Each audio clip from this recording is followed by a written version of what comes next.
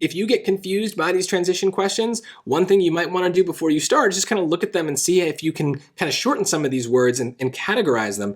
Currently is obviously a word that has to do with time. Comparison is kind of self-explanatory, right? Comparing two things. And then still and however, they both kind of mean the same thing. They both mean the word but, basically. They're contrast words.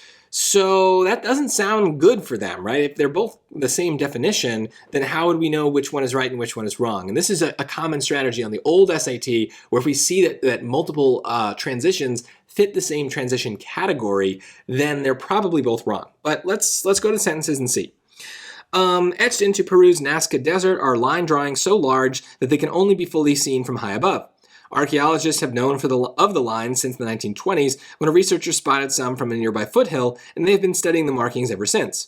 Archaeologists' efforts are aided by drones that capture high-resolution aerial photographs of the lines. Well, this is very clearly an issue of time, right? We're talking about the 1920s, but there certainly weren't drones and high-resolution aerial photography in the 1920s. This is a more modern approach. So it makes sense that we would use the choice A, right? Currently, right, in the past, they studied them from this foothill. Currently, they're using aerial drones. It's very clear. There's no contrast here, so we were right about C and D. They're both sentences are saying that they're studying them.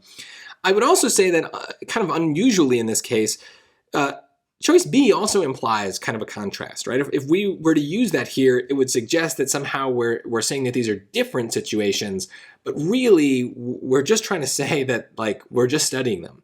We're not ranking the two. We're not trying to contrast or compare the two ways that we're studying them. This is much more general than that. It's literally just like in the past they did this, now they do this. So currently is literally doing that. So I would say don't overthink it.